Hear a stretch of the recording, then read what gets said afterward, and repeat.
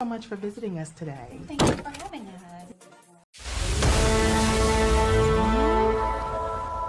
Yo, Mojito Warrior 25 here with another guide. This time we are hitting the fucking iron maps and we are gonna learn how to get some iron so we can stop being barbarians and using bone swords and shit like that. We're gonna need an advanced pickaxe, a dinghy, a flying wingsuit, and some brain. This is also gonna be an overview of the whole asteroid map and you should be able to get some good information about what's there. I'm gonna start by showing you what the map looks like in game.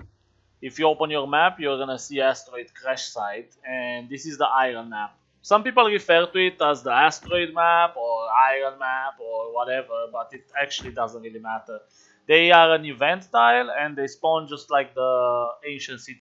They spawn all over the world map and you should be able to find at least one up at all times. However, they are pretty rare compared to the ancient city maps. Now, when you go in, everything is gonna be something like this. The map is gonna be looking like this. The center is the most important part. The stuff on the outside, not so important. Let me fix the map a little bit so you understand where you can find what. You should be able to find this map on the first comment. I will pin it for you and I will start going over each nodes and where to find them and what they should look like.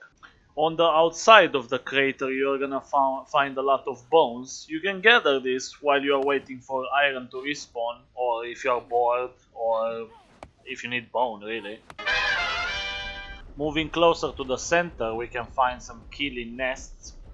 These animals you can beat the crap out of and you're gonna get hide and feathers. There's already a guide on my channel about how to kill them, so I'm not gonna go over them. Just grapple on top of the nest, grab onto the flying lizard, I guess, and just beat them with a sword. If you need more instructions, just watch my video. Now, in the same area, you're gonna find these little things. And you might think that's iron, but well, it's not iron. It's sulfur. You use this to make liquid fuel or bombs or other terrorist equipment. You have a list of stuff you can make on the screen and just refer to it if you want. Now in the same area you're gonna find ash as well. You can collect it with a scythe or a sickle or a sword or your hands. Really easy. Moving on closer to the middle, you're gonna find these things. They look like asteroids, or I don't even know what the devs are thinking when they made it. But they give you Nibirian minerals, which you can use for a lot of stuff, including weapons, and you need them for the fire stuff as well. I'll put some on the screen. And now moving on to iron, it looks something like this, and you can find it basically all over the center of the map. This is needed for a lot of stuff in the game and is considered the end game of Last Oasis. You need iron for basically everything high tier and for the best armors and all that. At this point you're probably asking yourself why the fuck do you need a wingsuit? And basically the reason is because you want to park your walker somewhere so people don't see it and you just move around the map using a wingsuit. You can fly between points on the map pretty easily by just swinging up and wingsuiting in. As you can see, you can fly from the side of the map towards the middle with no problem at all. And this way you are going to be mobile and you should be able to gather all the iron that you find without getting fucked by 10 people. Just keep a pickaxe, some bandages, and I guess a sword and some armor.